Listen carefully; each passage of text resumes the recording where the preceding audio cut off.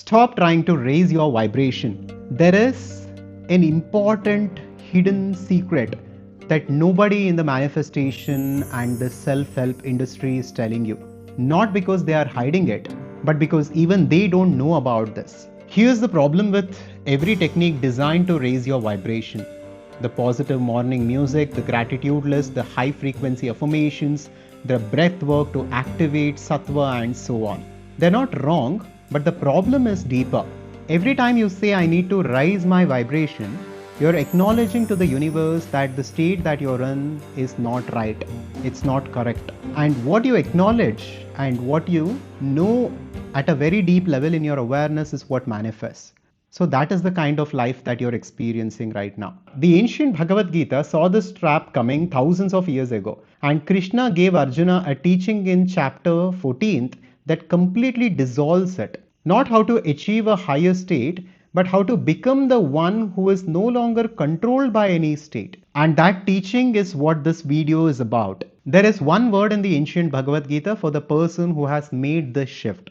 By the end of this video, you will understand exactly what that word is and also how to live from it. There is also a reason why chasing the highest vibration is itself described in the Gita as a form of bondage. That insight will reframe everything you have been taught about spiritual states. With this, let's come to the understanding of the three gunas. In the 14th chapter of Gita, Krishna speaks about the three gunas and how these three dimensions have created the entire universe. So every aspect of this universe, including your own body and your own mind and who you are right now, is made of these three gunas or components. These are sattva, rajas and tamas. Tamas is darkness, it is lethargy, it is the very primal momentum of life. And then comes rajas, which is more about activity, aggression, ambition, and so on.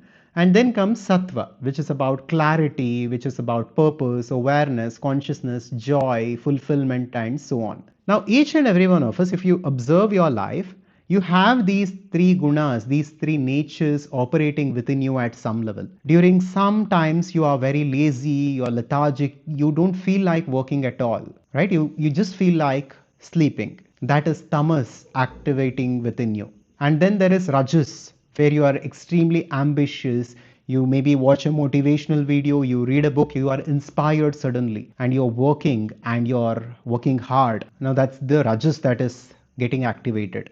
And there are also at times, maybe a few glimpses you have got here and there, maybe when you do your puja, when you meditate, right? When you go to temple or your church, there is a glimpse of awareness. There is that silence, that inner peace. There is a sense of deep fulfillment. This happens to different people during different periods in time. Now, understanding these three gunas are fundamental to understanding vibration, right? Tamas we can look at as the lowest vibration, and it represents darkness.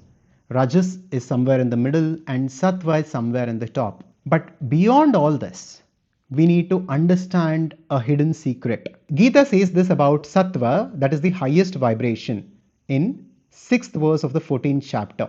It says, sattva binds you by attachment to happiness and knowledge. So even the highest vibration, the highest guna, is a boundary. It is something which can bind you. It binds you to pleasure, the clear state, and the state of clarity, and the state of limited happiness. And the goal was never to achieve the high vibration. The goal was always to become free from identification with all these three states and natures. And the one who is free from all these three gunas is said to be Trigunatita. This is how gods are described in ancient Sanatana Dharma. If you look at how Shiva or Krishna and Narayana, these gods are described, they're described in this way. These gods are beyond these three states in consciousness. They are beyond these three gunas, because that's the goal. Even sattva, although it is a high vibration, it can bind us. Even that is a limitation. And the goal for a human being to reach our ultimate state through liberation is to break free from all these boundaries of all these three gunas. That's where we need to focus on. And that's the fundamental doctrine of Advaita Vedanta. Advaita Vedanta says you are not bound by any gunas. You are actually, your inner nature, your true nature, your swarupa is actually free. It is that free, limitless consciousness. You just have assumed yourself to be an identity, which is a swabhava, which is your personality. Now that personality has a guna, has a combination of these three natures, not your true self. So the goal is not to raise your vibration, the goal is to realize that you are the highest vibration. In fact, you are beyond any vibration. You are the highest state already. So nothing needs to be raised, but something needs to be realized and recognized. And this is the only difference in Sanatana Dharma that's mentioned between an human being and God. In the ancient Skandopanishad, there is a very powerful verse which goes like this: Pasha bandhas tata jivaha, pasha mukta sada shivaha. What the verse is telling is very simple, very, very profound. It is telling the difference between Jiva, a human being, and Shiva, God, is this. Pasha bandhas tata jivaha.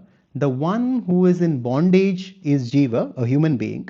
Pasha mukta sada shivaha. The one without bondage is Shiva, God.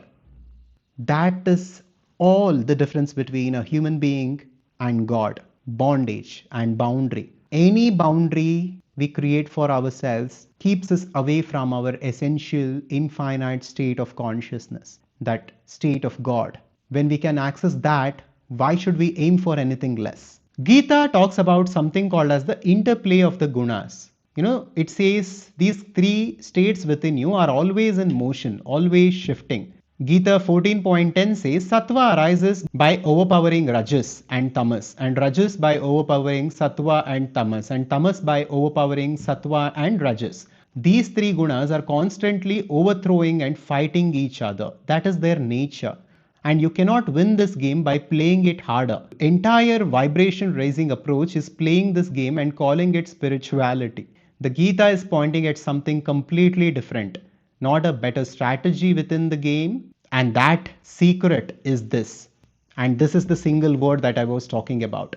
When a seer perceives his true nature, when he understands who he actually is, and once he stabilizes himself in that understanding, he becomes gunatita. Like I was talking about, gunatita is the word, which means he has transcended all vibrations. He is beyond even the highest vibration. If guna is the weather, gunatita is the sky. Weather changes constantly, but the sky never changes.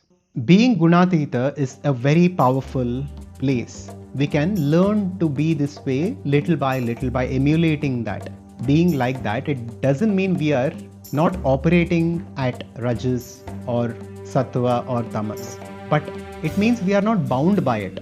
Right? For example, Sri Krishna was a gunatita. He was not bound by anything, but he still waged wars against demons. He was very sattvic and he was very loving towards people who loved him, to his devotees, and so on. So it is not that these gunas are not in that person, but it means that he can make use of them however he wants to. He is in control, he is conscious. So the gunas are not in control of him, but he is in control of the gunas. That is the gunatita, and that's what we must aim to be.